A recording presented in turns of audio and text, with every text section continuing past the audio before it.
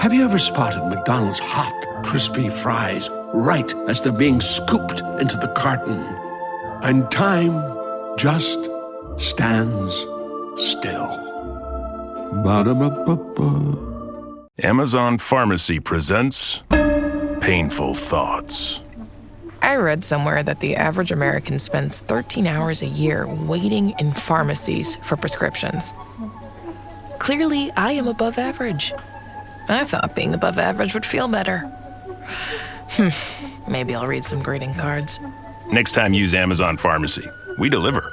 And here's to being anything but average. Amazon Pharmacy. Healthcare just got less painful. Welcome to the HCI family of podcasts. We're your source for personal, professional, and organizational growth and development. We share our own original research, explore industry trends, and interview executives and thought leaders from across the globe. Join us for practitioner-oriented content around all things leadership, HR, talent management, organizational development, and change management. Maximize your personal and organizational potential with the HCI family of podcasts. Lori Saitz, welcome to the conversation today. Thank you for having me, John. I'm excited to be here. It's a real pleasure to be with you. You're joining us from North Carolina. I'm south of Salt Lake City in Utah. And today we're going to be talking about integrating gratitude and mindfulness into your corporate environments to transform the wellness approaches and overall wellness environment. You know, this is really important in this day and age of burnout and overwhelm. And, you know, the world is frankly a completely crazy place. Yes, it is. You know, and so I think, it's just really important for us to as leaders to figure out how to practice self-care, as leaders to figure out how to be supportive of our team members. And so this will be a fun opportunity to have this conversation. As we get started, I wanted to share Lori's bio with everybody. Lori Saitz is the founder and CEO of Zen Rabbit and host of the podcast Fine is a four-letter word. As the CEO of a forward-thinking health and wellness company, she is dedicated to guiding corporations towards nurturing healthier, more productive work environments. With a comprehensive background in wellness, strategies, and employee engagement, her mission is to help businesses implement programs that not only improve the well-being of their teams, but also contribute to their bottom line through increased performance and reduce absenteeism. Anything in particular you would like to share with the audience by way of your background before we jump on into the conversation? Just that, you know, the through line through everything I've done in my businesses and in my career has been connection and helping people feel connected and building community. I just think that's so important. And I know we're going to get into talking about that today. Yeah, absolutely. Connection is so important. We're all social animals, aren't we? Mm-hmm. And we need that connection. If COVID taught us anything, it's that social isolation is damaging to the human spirit. Absolutely. I mean, it's great that we have, go ahead. While it may be important for physical health, it is damaging to emotional health and social health. Well, and when you damage your emotional health, it leads to further damaging your physical health, really. Yeah. I was going to say, you know, we've got all of this great technology, and that's fantastic that we are able to connect virtually in all of this. But as humans, we have not evolved past that need for interpersonal connection. Yeah. And this isn't a COVID conversation, but since it kind of came up, you know, I have to just say, you know, recognize my privilege during that period because, you know, I was fortunate enough, even with all the isolation, you know, that I have a family, you know, my wife and my 6 children that, you know, it was hard for all of us and it was hard for my children in particular. But we did have each other, and my children are all pretty compact. You know, they're all about 1.5 to 2 years spaced, and so they're all friends. And you know, so at least we had that. You know, and that is more than a lot of people had. You know, in terms of social connection during that time. And you bring up the whole point of like, this is what this conversation is about how important it is to help people connect in the workplace or, you know, in life in general. But yeah, it's really important to be able to bring their people together to get the best results, right? But it's also good for their mental and emotional health as well. Okay, so let's talk about the inspiration around, finding ways to integrate gratitude and mindfulness into what you do to, with your approach to wellness? hmm Yeah, I talk a lot about in my sessions about the importance of gratitude in the workplace. And the origin of this happened back in 2003. I had started my first company called Zen Rabbit Baking Company, and I was making a product called the Gratitude Cookie that was based on a family recipe, but designed to be something that businesses could use to say thank you to clients or employees or people who sent them referrals. And I ran that business for 11 years, was talking a lot about the importance of gratitude in business, not just for, not just throwing out the like, thanks for coming in kind of thing. Like it's just random, doesn't even really have any authenticity behind it. But Yeah. really, really making people feel like they are part of an important group, that they are valuable, their contribution is valued.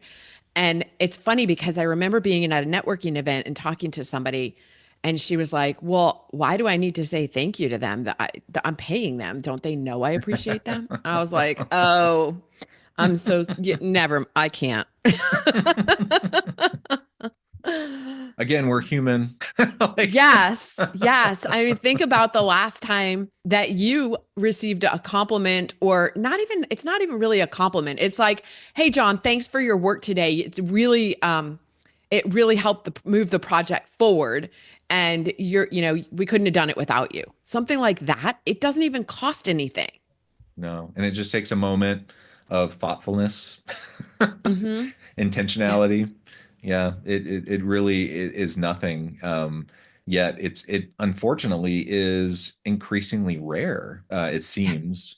And that's in part what makes it special. I was having a conversation with someone else recently, just about, how simple it can be, like how you can set yourself apart, Mhm. and be in the 1%, Yeah. just by like listening intently, like when you're with other people, listening intently, seeing them, hearing them, and then reflecting back to them and showing them that you genuinely care about them. And hmm I'm not talking like in the workplace, I'm not talking about like you don't have to like know every last thing about their personal lives or anything like that, but like recognize the cool things that they're doing in their work, Yeah. bring it up a week or two later,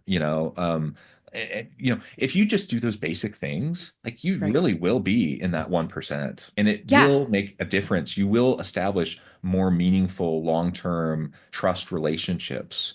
I'm not like the most outgoing guy. Like I'm not an extrovert. I'm more introverted. hmm And so like sometimes people think, oh, that's just the charismatic extroverted person that does that kind of stuff. I'm like, no, not really. Mm-mm. And you can definitely be an introvert and establish very meaningful, authentic human connection with people in super easy, subtle ways, just by doing these simple little things, right? Yeah, introverts are actually better at that Hmm. than the typical extrovert because of the reasons you said. Like they listen and they thoughtfully respond. And so it's not, a lot of times I hear introverts apologizing for being introverts. Hmm. No, no, no, no, no, no apologies necessary. It's a superpower. It's a strength. Everything, it could be a strength. You can find strengths in extroverts and introverts, but I don't know Sure. why our society puts introverts in a box and like they're not as important, but they are. They're really good at this.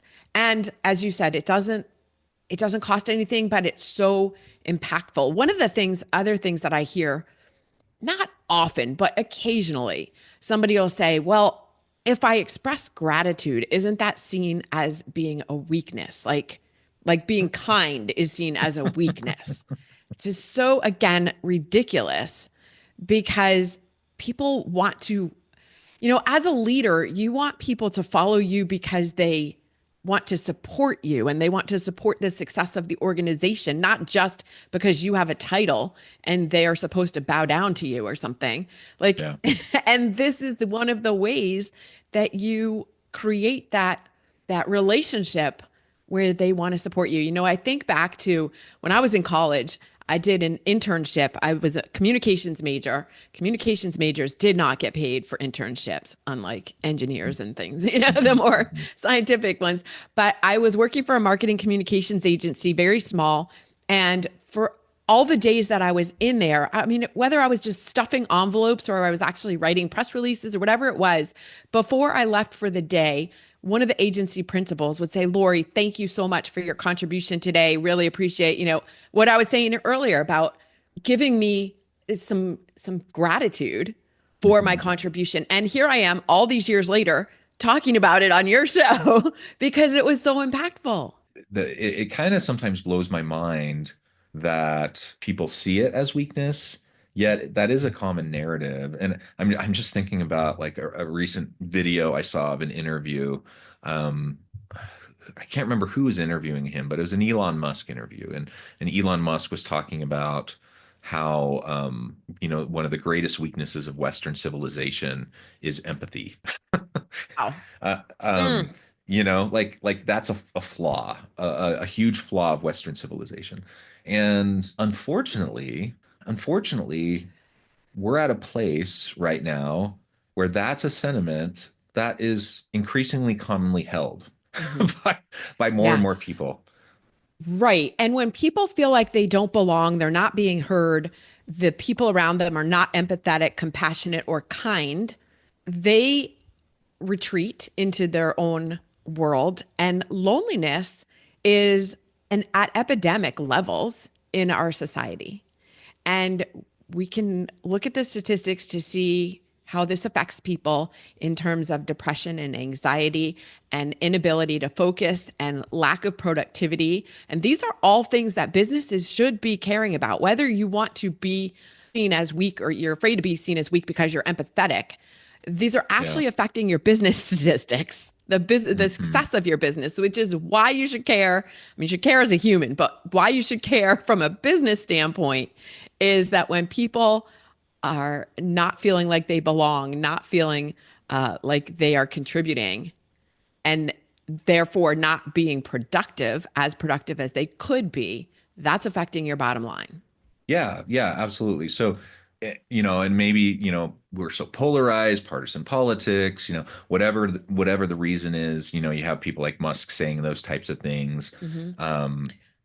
Do people really think that? Do people really believe that? When you get people one-on-one, interacting human to human, I just can't buy it. I just don't believe people can think that or feel that way. Like people human to human need it. They want it. Right, right. Right. Yeah, I do agree when you get to people one-on-one, but when you're in business situations and there's a lot of chaos happening, maybe there are mergers and acquisitions or layoffs or whatever's going on in a company, they need to make their numbers, and there's a lot of stress and there's a lot of chaos, and it's very easy to forget when you're in the midst of the battle that there are other people around you that need your support or need your compassion. And so maybe it's not necessarily from a deliberate, I'm not going to be empathetic or compassionate place. It's just that I'm so stressed out and I have to get this done. I can't think about, or it doesn't come to mind that maybe I could be kinder to somebody sitting next to me and we could all benefit from that. It's kind of like an oversight almost. Yeah. So what do we do about that? What do we do about that oversight? What do we do about, maybe that corporate mentality? How do we foster, as leaders, more of this mindfulness and wellness environment within our organizations with gratitude, when we're battling, when there's that tension, that often exists. We're in a kind of short-term oriented, bottom line, growth at all costs, kind of an environment, right? Yeah. Yeah. So it's the responsibility of leaders to first take care of themselves, have compassion and empathy for themselves. And what that looks like in a business situation is implementing perhaps some grounding, calming techniques so that you as a leader can be more focused in what you're doing and lead by example and not be all hair on fire. Because from an energetic standpoint, you've seen this. You walk into a room and you can feel the Yeah. energy. Yeah. And so when you're in an environment where maybe you're, as a leader, you're frazzled and dumpster fires are happening everywhere, your team feels that.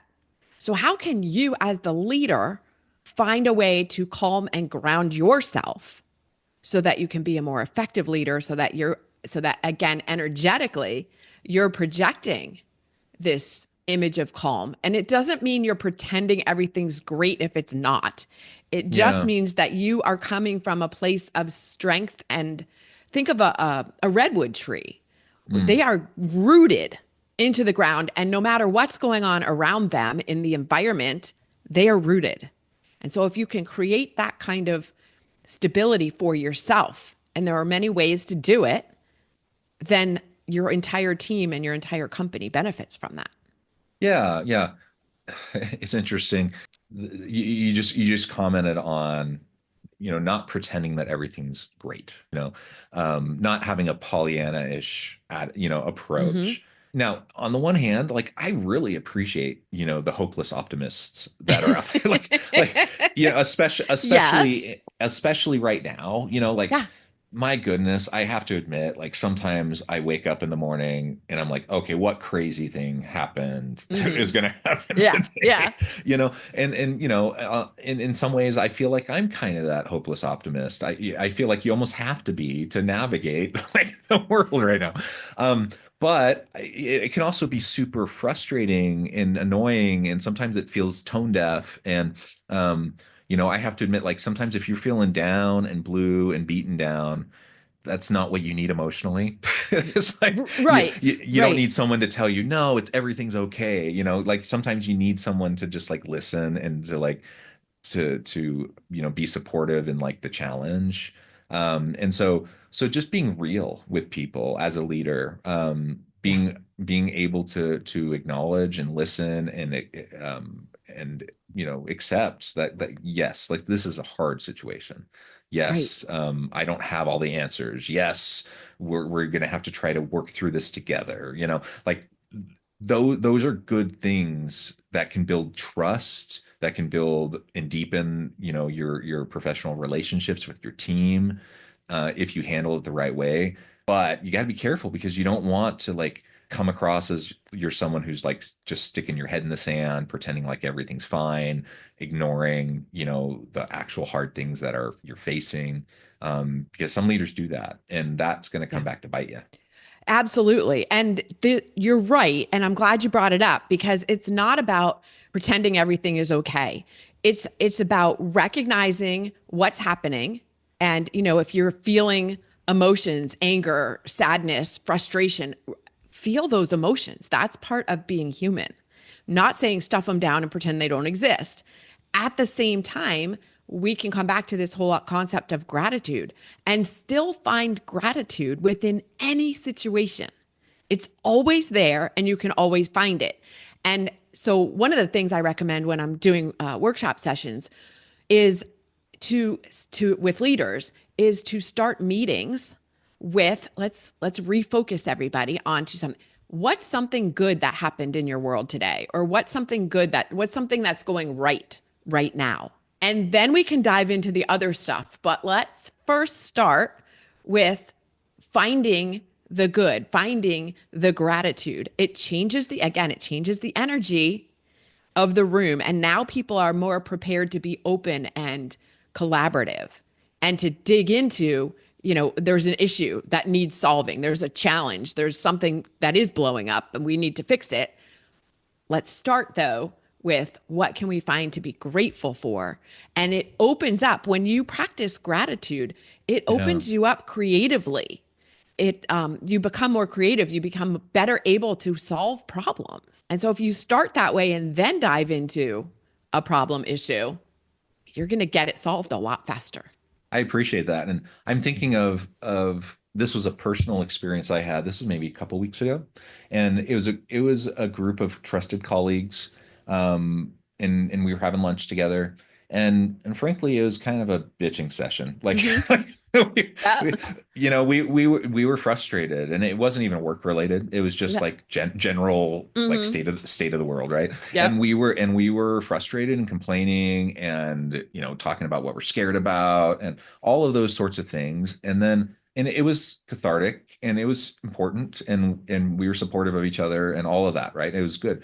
But then one of my friends did something that was just really, really important. To your point, she stopped and she said, "Okay, this has been helpful, but let's stop and think about one really great thing in each of our lives and share that with each other." you Yes. know, and Yes. because we just spent 45 minutes talking Mhm. about all the horrible things, you know. Yeah. And we did. We stopped and we acknowledged, like, yeah, things aren't great at the moment, but we each have some really amazing things in our lives. Mhm. And we stopped and we focused on that for about another 15 minutes. And guess what? It changed the whole dynamic, changed the whole feeling. We were able to like get back to our day, get back to like a productive afternoon. We didn't have any particular thing we had to like solve. It wasn't Mhm. that kind of a Mhm. situation, Yeah. but we were able to recenter ourselves, and we were able to like get back to productivity and back to something that could at least be functional. Yeah, yeah, so that you didn't walk away from the conversation still mulling over all of the negativity. And Yeah. it's funny because I wrote a post on LinkedIn a week ago or so, the similar. I was out to dinner with some friends, and that was the topic of conversation, as it turns. And I said, "Hey, how about what's the best thing that happened to you this week?" And so each person who's listening to this show has the power to do this in a work environment or out in the outside of work. You have, people are wringing their hands over what can I do? The state of things is such a mess, and there's nothing I as a single individual can do. Well, this is one thing that you can do, and it seems small, and yet if we are all doing it, it has a ripple effect. Yeah, gratitude definitely has a ripple effect. Our mood, how we interact with each other has a ripple effect, Yeah. 100%. Well, go ahead. I was just going to say the other thing about gratitude that sometimes gets overlooked is it's when you practice it, its effect on your physical health. I think Yeah. we touched on that a little bit, but people who practice gratitude sleep better Mm. and feel less physical pain. And I bring it up because there are a lot of people who are having sleep issues right now. Yeah. And practicing these simple things about gratitude and some of the other ones that I teach as well it helps you immensely all around. Well, Lori, this has just been a fantastic conversation. We could go on, but I do note the time. I need to let you go here in a minute. Before we wrap things up, I wanted to give you a chance to share with the audience how they can connect with you, find out more about your work, where they can find your podcast, and then give us the final word for today. Absolutely, yeah. The best place to find me is on LinkedIn. I spend lots of time there, and so I invite you to connect with me on LinkedIn. My podcast is available on all of the places you find your show. So find it there. It's called "Fine" is a four-letter word. Stories of a time when people said everything was fine and it was not fine at all. Come to zenrabbit.com to get the 10 proven habits top leaders use to stay calm and focused every day. Excellent. Lori, thank you so much. It's been a pleasure. I encourage the audience to reach out, to get connected, find out more about what Lori can do for you. Check out the podcast. And as always, I hope everyone can stay healthy and safe, that you can find meaning and purpose at work each and every day. And I hope you all have a great week.